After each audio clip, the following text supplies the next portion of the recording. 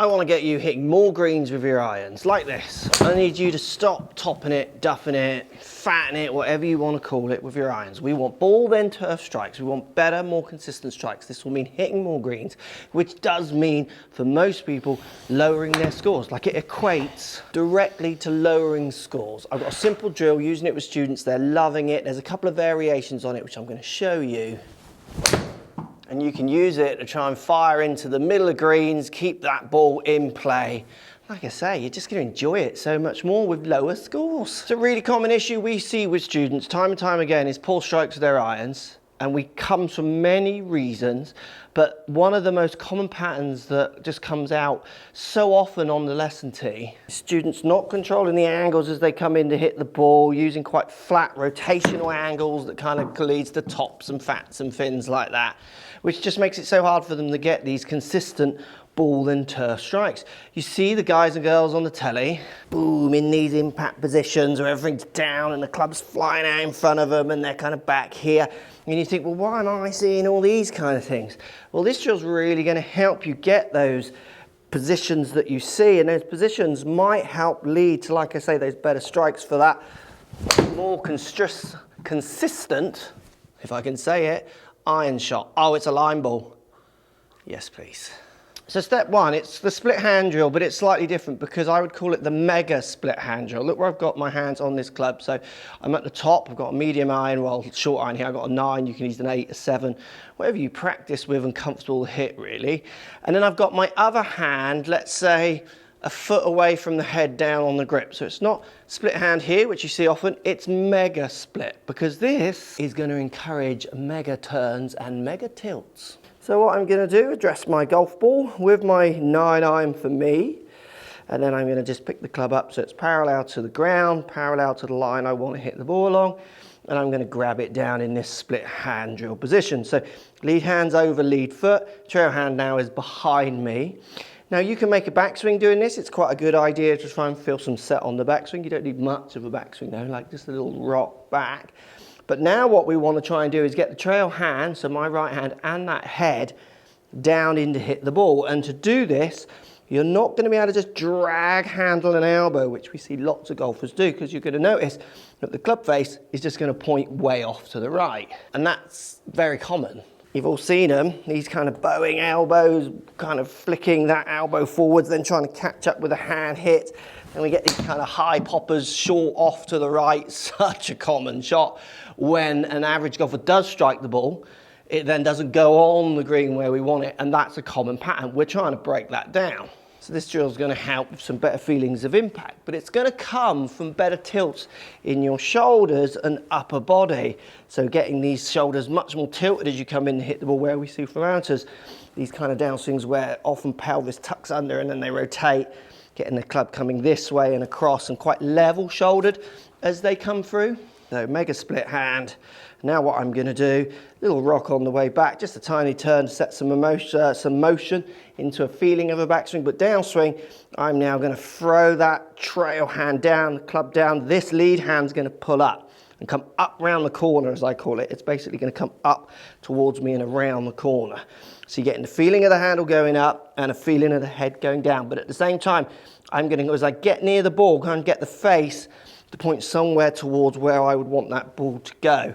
Because this is going to not only promote good tilt, you can see how much lower my trail shoulder is than my lead here, but also it's promoting good rotations with my body to try and get that face to marry up somewhere with the target. The better you get at working in tilts to the way you rotate as you come in to hit the ball, the better order often you'll get between hands and club head, the better order you'll get towards handle and club head, so handle coming up and around you as the head goes down, which is what we need more of from amateur golfers. And being this extreme, for lots of players, when I do this with them, they think, really? Down there? You know, they articulate. They say, I should be that far kind of leaning over. Yes, because often for the amateur, and you can do it with the split hand drill, is that they're coming into the ball, basically their pelvis, their hips tucked under, which straightens up the lower part of their spine, then they rotate. Look where that's throwing the club. And look where that's throwing the handle. That handle's just staying down as I come across. And this is why they're often burying or not landing the plane, landing that impact in a nice way. So There's two variations. We're going to move on to the second one of this to help you with face. I'm just going to show you how I'd work this into a shot. I'm literally trying to stand over the ball, or just like into my routine, I come from that side. If you stand this side, you could do it here before you hit your shot. I'm feeling like I'm really pulling the handle up as the head goes down, and then I'm going to work those feelings into my shot to see if I can get it into the middle of that green. Lovely. Now the second stage to this drill, you can start working in the face angle a little bit to it as well. So I was doing it with the face pointing relatively straight up. Now you could do it with the face pointing more down to the ground.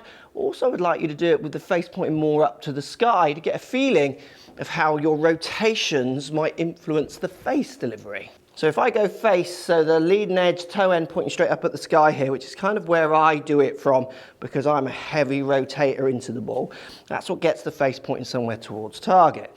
If I put face slightly towards ground, then grip it, now what happens is I'm going to feel like I need more handle lean with this. So this is actually something I'm working on as a sub kind of point. So this is something I am trying to feel. This is making me feel like I need to get up through left leg to make sure I get that handle coming up and around with a little bit more lean so the face isn't pointing left. Now I want you to do it with the face pointing slightly up to the sky. So what we'd call maybe an open face, more lofted face.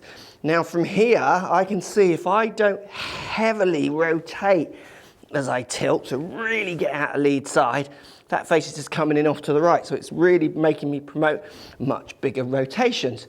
Because remember, we're all going to have our variations on the way we use the face as we come down. So doing the free actions is very good for getting you to understand if you're someone who might need more rotation, a little less. You might be someone who needs to get out a lead side a bit more, like I try to, subject to where that face is. So playing with those variations of where that face is quite educational. Preferably for most of you, you'd want to be doing it from here to the face pointing slightly down at the ground.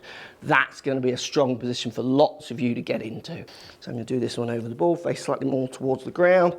I can feel how much I have to really get that handle up and around me to control the club face and work that into the shot. And it's worked. See how much straighter that one is compared to the others, which were slightly drawier.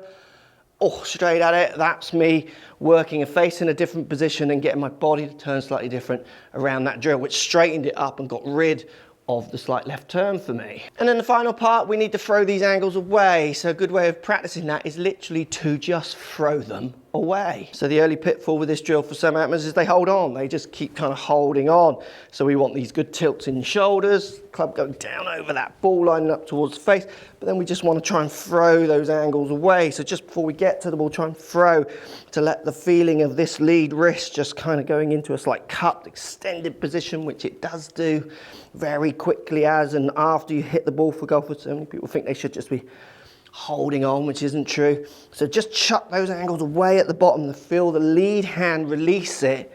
And again, working that in to your iron shots, you're going to find very different shots, different shapes, different trajectories.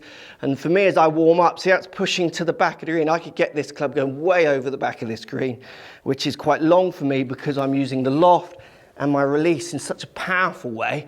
I'm maxing my club out without me feeling like I'm having to absolutely bash it. Striking your irons is about controlling loft, controlling direction of the club, and controlling your tilts. This drill does it. If you want to learn more about controlling loft to improve your iron strike, this video is really going to help you and continue this subject on a little bit more.